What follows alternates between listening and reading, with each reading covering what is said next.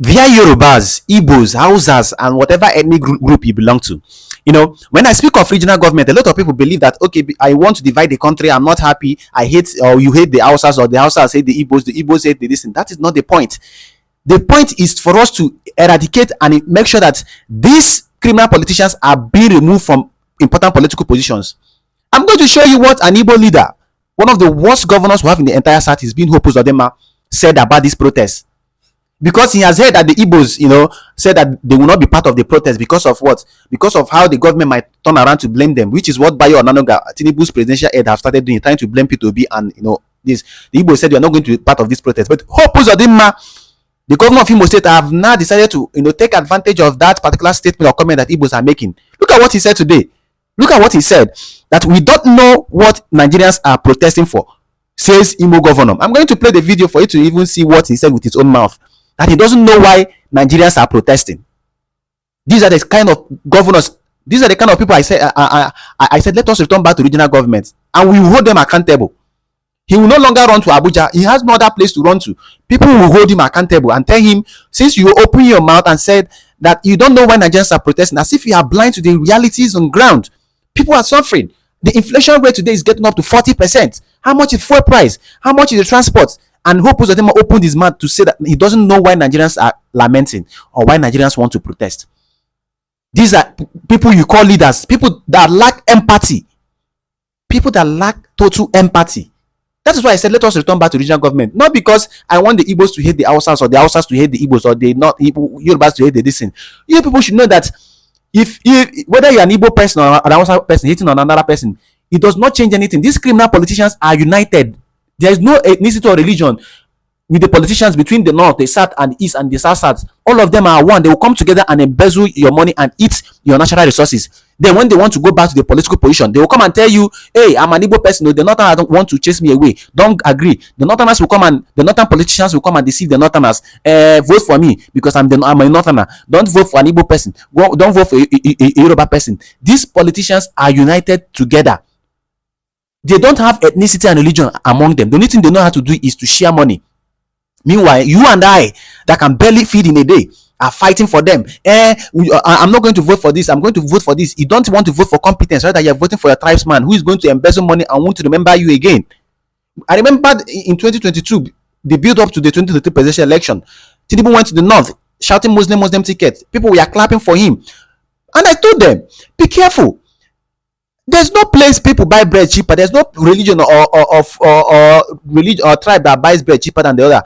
Look out for more important things. Even if you want to vote for these people, look out for their competence and character and check if they can fit into the political system and leadership position today. Now, the same people that voted for Muslim ticket are crying. I remember when they voted for Buhari, a lot of Northerners thought that Buhari is going to transform the North. But look at, what did Buhari do to the North? The insecurity in the North increased under his tenure. The poverty, there are millions of more people in multidimensional poverty in the North. You could say that these people are criminals that have used religion and ethnicity to hold us captive. I'm going to play the video so I can listen to what Hope Uzodinma is saying, that Nigerians that don't have any reason to protest, because he heard that the Igbo said that they are not going to join the protest, so he wants to take advantage of it, and they are still hiding under these issues that I just mentioned. Let me play the video so I can listen to what Hope Uzodinma said. Don't come back with I said and analyze every other thing. Shameful. I'm telling you. I'm telling you. Well, democracy is about opinion of the people, and the protest is allowed in a democratic setting. But every protest must be reasonably conceived to be able to make political sense. I think it's too early at this time in the life of this government for anybody to come out to say he wants to protest. First of all, there have not been any engagement where those who are sponsoring the protest was able to tell us the reasons for the protest. Secondly, given the global situation today and the insecurity in the country, we have a very fragile political environment that, if not managed and protected very well, may collapse the entire country. So those who are going to protest, what is the reason for the protest? And if they have no reason for the protest, I think our advice, we're meaning Nigerians, citizens of this country, who are making sacrifices Some of us have paid the supreme price for the existence of this country. We should guide our country very jealously. I think it is wrong time for anybody to do any protest, because the implication of doing that, if care is not taken, is that it may be hijacked, like the NSAS experience, where criminals now hijacked and innocently conceived agitation by young Nigerians. So this is another kind of temptation that I think too, that those behind the protest, because they have not been able to come out openly to say they are behind it, there is something that is a motive that is yet to be unraveled. So I think that we are not in support of the protest. We are not going to support any protest that has. So from the video, just listen to what a leader is saying. A governor of a state is saying. Just look at what a governor is saying. He doesn't know why Nigerians are protesting. I had to play the video so it will not be like as if we are cooking up stories. These are leaders that are hiding. When we say of regional government, people think it's because the Yorubas hate the Igbos. No, this is to hold these leaders accountable. Most of them are living on taxpayers' money, eating, buying cars, SUVs, sending their children abroad.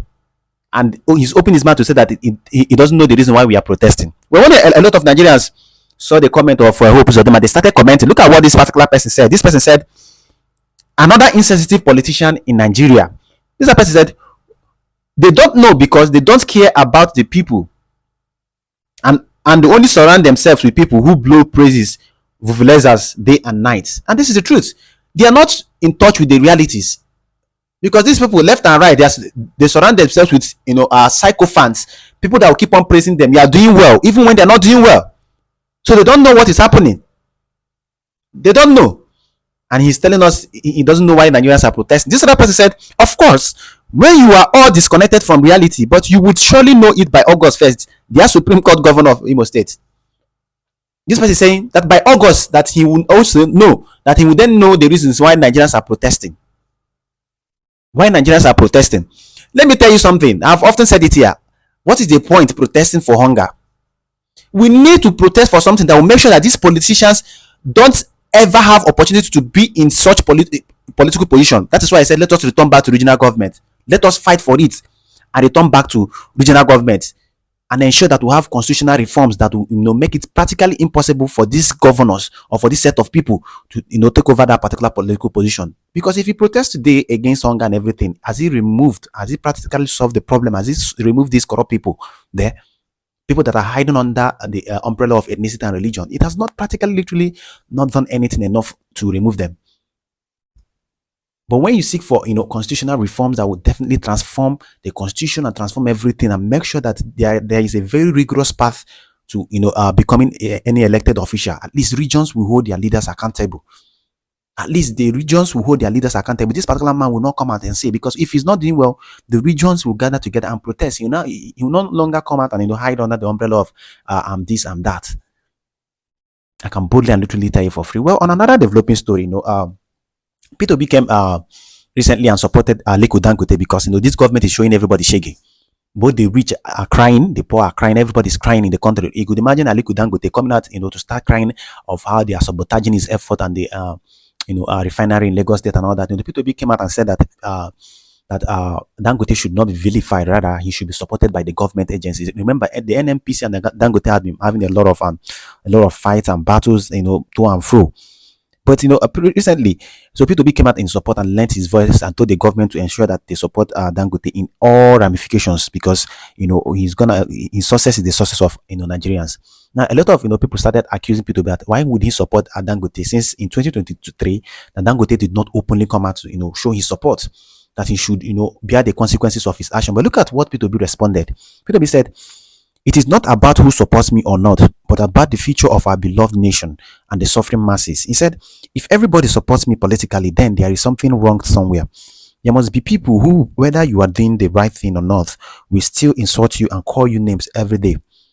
Like one of the presidential candidates who called me a package fraud when I have never done anything wrong to him, mentioned his name or done business with him. In life, we must allow people to be on their own, whether people support you politically, whether people support you politically or not, should not affect business. Some people hate us for no reason, and that is the truth about politics. We must go beyond, parochial reasoning for the country's interests. Stability, peace, security, and unity, transcending religion, regional, religious, and tribal intolerance for proper productivity. Otherwise, there will be no progress. You could see how P2B responded when he was asked why he's lending his voice in support and in solidarity with Dangote when Dangote did not do the same for him in 2023.